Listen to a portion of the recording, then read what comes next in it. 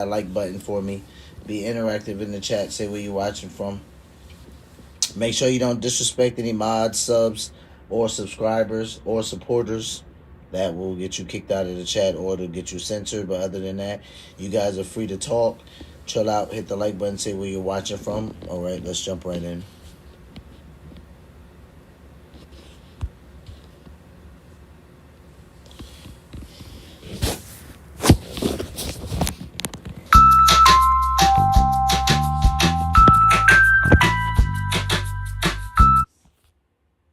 As President Trump has said that anything less than U.S. Well, let's go to the White House, where the Danish and Greenlandic foreign ministers have just met with Secretary Rubio and the Vice President. Remarkable public comments on Greenland and Arctic security. Our aim was to find a joint way forward to increase Arctic security. What can the Kingdom of Denmark do more? What can US do more? What can NATO do more? The Kingdom of Denmark has already stepped up our own contribution by committing additional funds for military capabilities. Not dock slates, but ships, drones, fighter jets, etc. And we are definitely ready to do more. Now, notice the leader said not dog sleds, but ships and drones and things like that, right? And he says that because, remember, when Trump said that about Greenland and the type of military that they have, he said it in a God, it was a small press conference. I covered it here on the channel with you guys. He might have been in front of Air Force One or right about to get on there, but he says, you know what Greenland has as a military? They have two sleds and like sled dogs. And I remember thinking to myself, like, I can't believe he just said that. But that's what he said Greenland has as a military. So it makes sense that one of the leaders there would say something like that. The US has already a wide military access to Greenland. Under the 1951 Defense Agreement, the US can always ask for increasing its presence in Greenland. And therefore we wish to hear if the US had any further requests to make in this aspect. We would examine any such request constructively. Look, the time is here. It's 2026, and everybody talks about having a new year and a new... Greenland is, through the Kingdom of Denmark, a member of NATO and has been that since the very founding of NATO in 1949 and is therefore also covered by Article 5. We have been pushing for quite a while in NATO for a stronger collective role in Greenland together with a number of allies, and we are eager to work with the US on advancing this agenda, and we are prepared to go further. Therefore, our aim was to find a common understanding on all these points and to launch, if possible, further in-depth work to deliver on them. On this basis, we had what I will describe as a frank but also constructive discussion. The discussions focused on how to ensure the long-term security in Greenland. And here our perspectives continue to differ, I must say. The President has made his view clear, and we have a different position. We, the Kingdom of Denmark, continue to believe that also the long-term security of Greenland can be ensured inside the current framework, the 1951 agreement on the defense of Greenland, as well as the NATO treaty. For us, ideas that would not respect territorial integrity of the Kingdom of Denmark and the right of self-determination of the Greenlandic people are, of course, totally unacceptable. And we therefore still have a fundamental disagreement, but we also agree to disagree. And therefore we will, however, continue to talk. We have decided to form a high-level working group to explore if we can find a common way forward. The group, in our view, should focus on how to address the American security concerns, while at the same time respecting the red lines of the Kingdom of Denmark. We expect that such a group will meet for a first time within a matter of weeks. And then I will pass the floor to my colleague from Greenland, Vivian Mosfeld. Thank you so much. So, I mean, he says it was a frank conversation. He says it was straight to the point. You know, he says it was very focused. And we know President Trump. I'm not going to say that the conversation was probably the most friendly for him, but when he uses those types of words, we know that, you know, they went in there and they spoke business. And then we're going to watch a couple more clips that kind of give us a window into what was said. Repeating what already been said here, so I would like to say something in my own language, because there are many people in Greenland that follows, and for that I hope that you will allow me. So aseseka nunakatika naringira tamas marina sushi ullok uatinud We've been listening to the foreign ministers of Denmark and Greenland at the Danish embassy following their meeting at the White House with Vice President J.D. Vance and Secretary of State Marco Rubio. The Danish foreign minister saying that this was a frank but positive conversation, saying that perspectives continue to differ. We're going to agree to disagree. It sounds like the representatives for President Trump maintain. That sounds about right coming out of a conversation with President Trump, right? Right now, they said we're going to agree to disagree. But it was a very frank, direct conversation. In his position that there is no other option but a U.S. takeover of Greenland.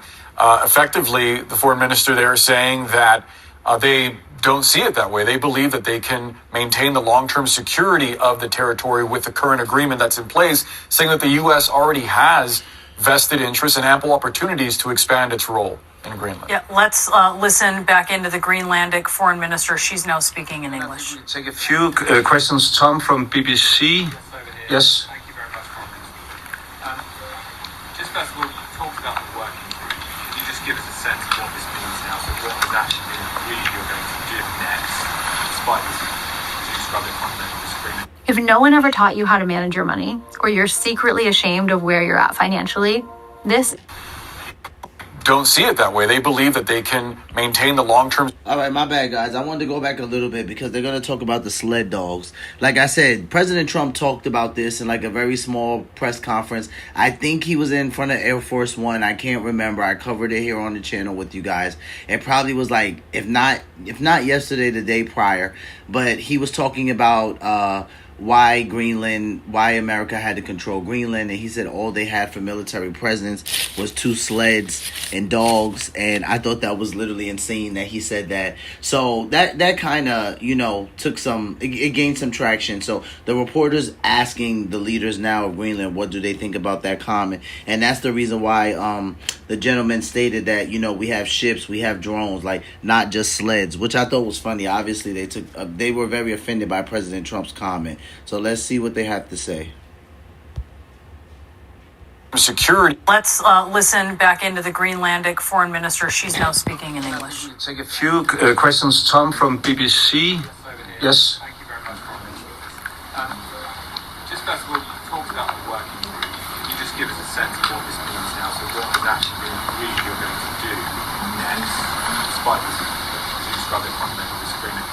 You mentioned the dog slates. In terms of what you've announced in terms of beefing up security in the Arctic around Greenland, when you hear that kind of language from President Trump about announcing to end all 2 dog slates, how does that make you feel? Well, that's actually quite a few questions at the same time. Well, I have known the president for quite a while, also in my former capacity as Prime Minister in Denmark, and I know his approach. But I must say, and even though he addressed things quite differently from what I would have done myself, there's also always a bit of truth in what he's saying. Not about the dog slates. Well, we also have dog slates to our special forces. That's the way to, you know. Otherwise, you couldn't come around in the northern part of Greenland. But I must say that, of course, we share to some extent his concerns. There is definitely a new security situation in the Arctic and the high north. All of us, transatlantic, took the peace dividend. Yes. So I mean, this is a big deal that he's actually siding with some of what President Trump says. He goes on the record to say, I probably wouldn't take his approach, but nonetheless, some of what he's saying is true. He says there are sleds there, but without them, you wouldn't be able to travel along, the northern part of Greenland. So those obviously need to be there in a certain part for a certain reason. All right, let's keep listening. Ago, and we have the vision of keeping Arctic as a low-tension region. That's probably also why U.S. Themselves have decided to have a much softer footprint in Greenland. During the Cold War, at some stage, they had 17 different military installations and military bases. Now they only have one. They had like 10,000 personnel in Greenland. Now they have around 200. That's not our decision. That's a U.S. decision. And now the situation is entirely different. And of course, we have to respond to this. The big difference is whether that must lead to a situation where U.S. acquire Greenland, and that is absolutely not necessary. I mean, we have the long-lasting diplomatic relations. Now, those of you guys that have been rocking out with me for a while probably remember me covering this. I want to say it was early last year where we talked about like the military presence that was once in Greenland that's no longer there. How they did have 17 military bases and now they have one. They had about 7,000 to 10,000 military personnel there. Now they're down to under 300. I mean, I thought that was crazy, but like he said, that wasn't a Greenland decision. That was a U.S. decision. I'm sure at some point in time, the need for that much security just probably wasn't necessary. But now, as he says, the situation is very different. So they have to reassess everything. The longest lasting diplomatic relation with U.S. that any U.S. ally has, 225 years in a row. And we have a perfect framework which could be used. And therefore, to answer your question, even though we wasn't so successful that we... The Prophet ﷺ said in a hadith Qudsi, Allah will... That we reached, a conclusion where our American colleagues said, "Oh, sorry, it was totally misunderstanding. We give up on our ambitions." There's clearly a disagreement. We agree that it makes sense to try to sit down on a high level to explore whether there is possibilities to accommodate the concerns of the president, while we at the same time respect the red lines of the Kingdom of Denmark. So this is the work we will start. Whether that is doable, I don't know. I hope, and I would like to express that it could take, down. It's doable, I don't know. Respect the red lines of the Kingdom of Denmark. So this is the work.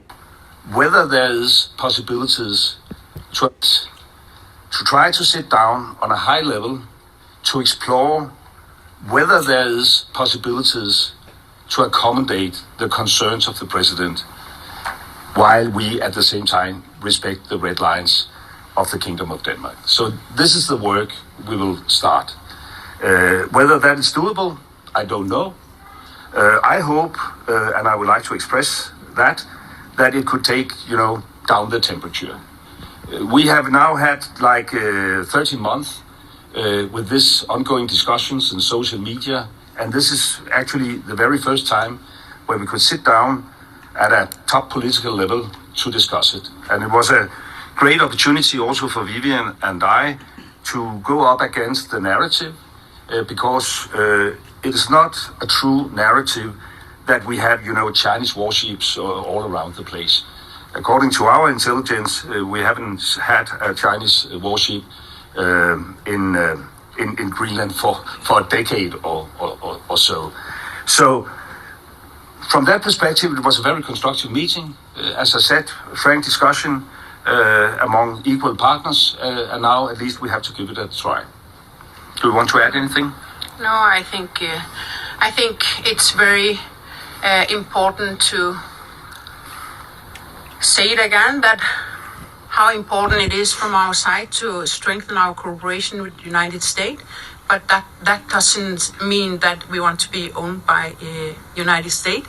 But as allies, how we can strengthen our cooperation is all our interest.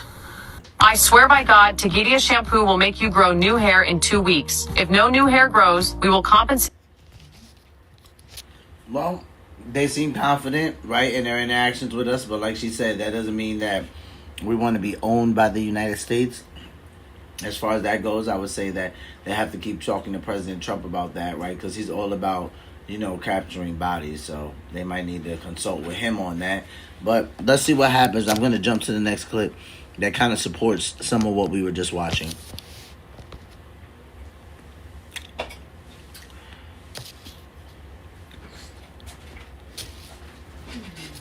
This morning, President Trump just said the United States needs Greenland and that anything less than total control is unacceptable. The question is, what is he willing to do about it? Given that the Prime Minister of Greenland says he does not want to be part of the United States, the people of Greenland do not want to be part of the United States, according to opinion polls.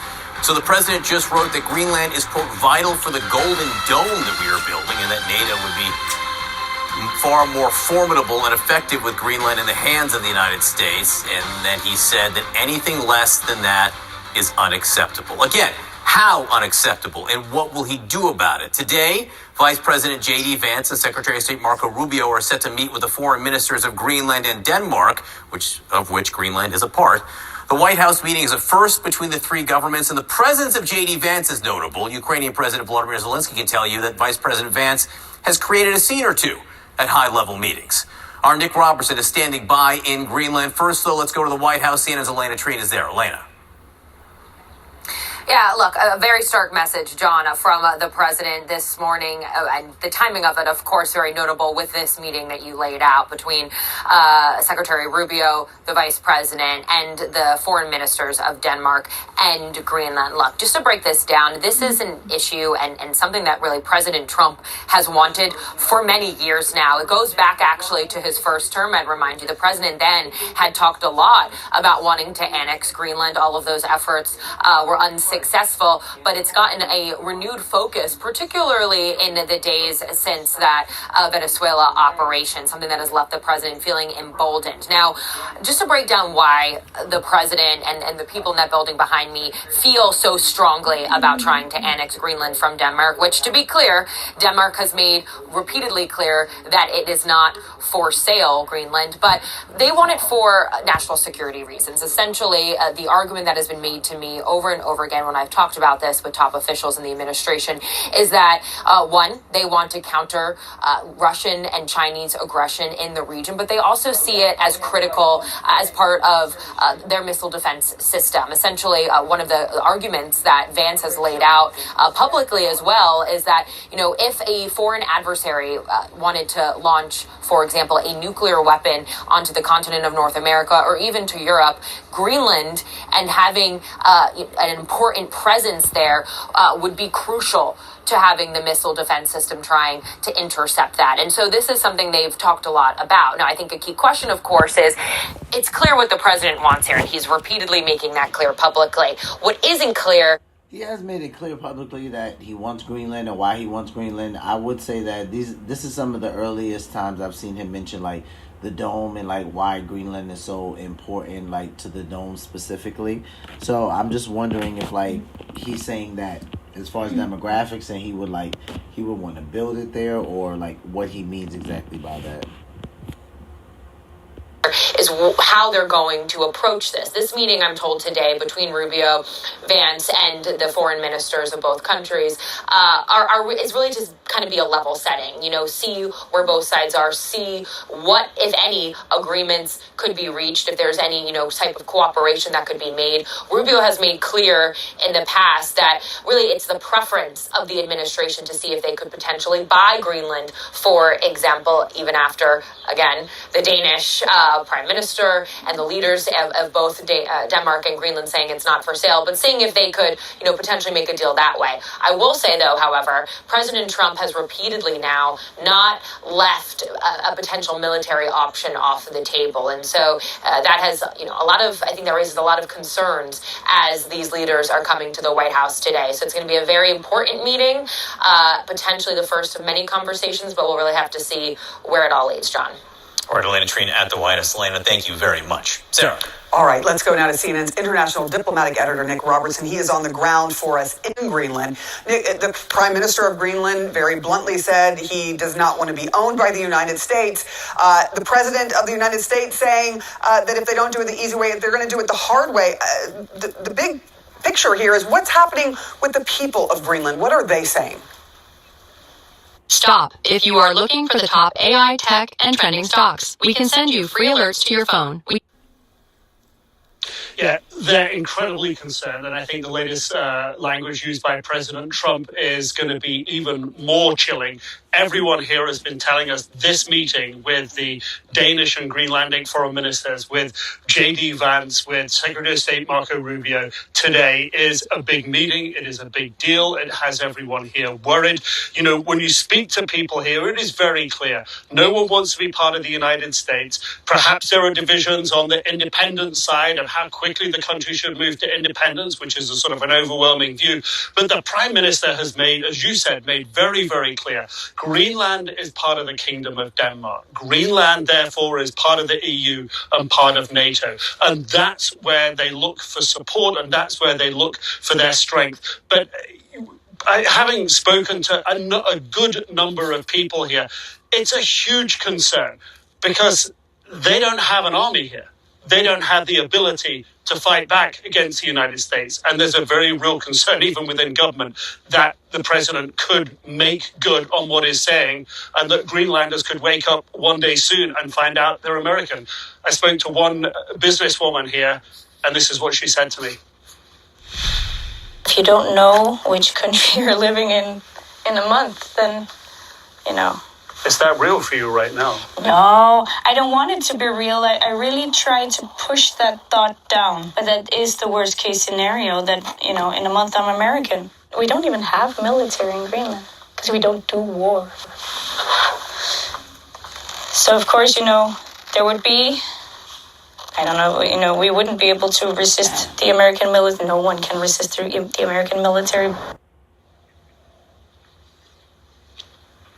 So the big question here for people is, how does the meeting go today? It seems that both sides are in a very clear position, poles apart.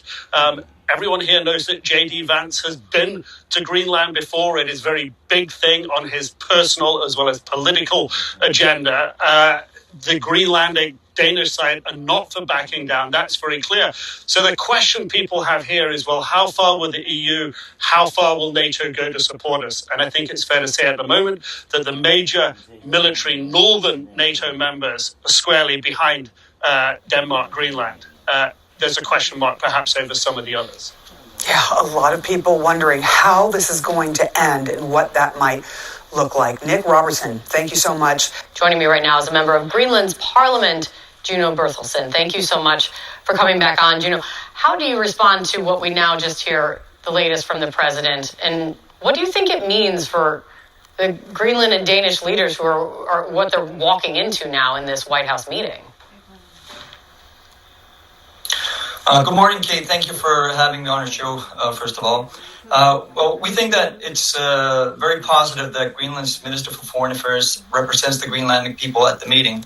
And, of course, positive with, the diplomatic dialogue being initiated, which our party has advocated for a long time. And it's important to say that Greenland is and wants to be a part of the Western Alliance and continue to be an ally of the U.S. as well as an ally of NATO and Denmark. We are through Greenland being a part of currently a part of the Danish kingdom is in NATO. And Greenland has been an ally of the U.S. since the Second World War.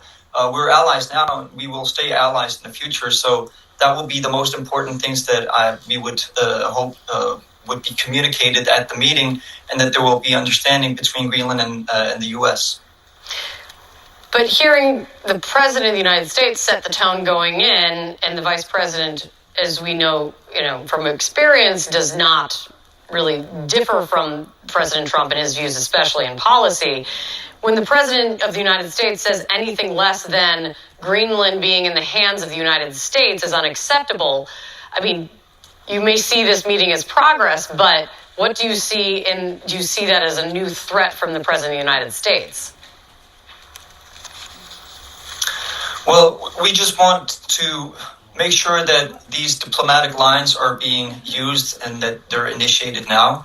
What is being said to the media, and I've done a lot of interviews with media from all around the world, saying that Trump has his own style and has a way of creating headlines and saying these things that kind of create outrage. But I think it's important to remember that both Republicans and Democrats are not in support of having this aggressive rhetoric and the advances that we've seen from Trump and some of his high position people in his administration.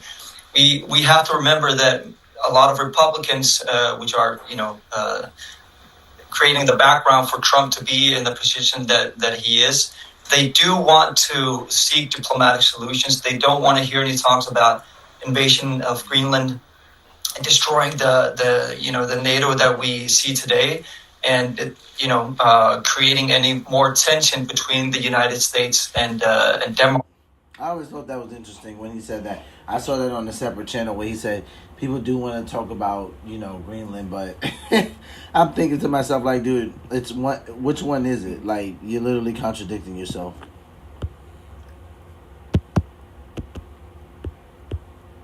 That we see to diplomatic solutions. They don't want to hear any talks about invasion of Greenland, creating the background for Trump to be in the... People want to hear about diplomatic solutions, but they don't want to hear about Greenland invasion. Okay? That's interesting to me. I'm like, it might not be the way you would have preferred it, but it is a solution. The position that he is. They do want to seek diplomatic solutions. They don't want to hear any talks about invasion of Greenland and destroying the NATO that we see today. And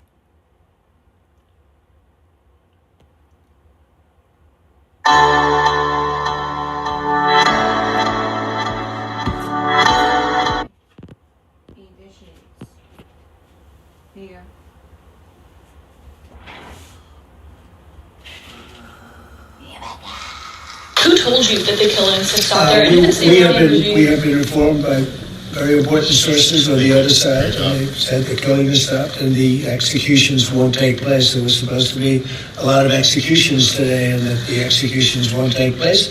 And we're going to find out. I mean, I'll find out after this. You'll find out. But we've been told on good authority, and I hope it's true. Who knows, right? Who knows? We've seen body bags, so how do you trust them? You've seen that over the last few days, and they said people were shooting at them with guns, and they were shooting back, and it's one of those things. But they told me that there'll be no executions, and so I hope that's true. Does this mean military action is now off the table against Iran? Oh, we're going to watch and see what the process is, but we were given a very good statement by people that are aware of what's going on. Considering military actions, they say no executions. Everybody's talking about a lot of executions were taking place today. We were just told no executions. I hope that's true. That's the big thing. Yes, the Foreign Minister of Greenland, she said a while ago in a press conference in an embassy of Denmark that she made very clear in the meeting that happened here in the White House what are their limits. She also said that it was a very respectful meeting. Are those limits going to be respected? Well, we're going to see what happens with Greenland. We need Greenland for national security, so we're going to see what happens. They're going to brief me on the meeting right after this conference. In fact, the sooner I get you out, the faster I'm going to know exactly what happened. But we have a very good relationship with Denmark, as you know. We'll see. But, we're doing the Golden Dome. We're doing a lot of things, and we really need it. If we don't go in, Russia's going to go in, and China's going to go in. And there's not a thing that Denmark can do about it, but we can do everything about it. More in what they can do there? Well, we're going to see. I mean, look, we're going to see what happens, but we need it. I'm not the first one. This was talked about by President Truman, and 40 years before President Truman, they were talking about it. They've been talking about this for 100 years. This is not anything so new. A lot of people don't realize that.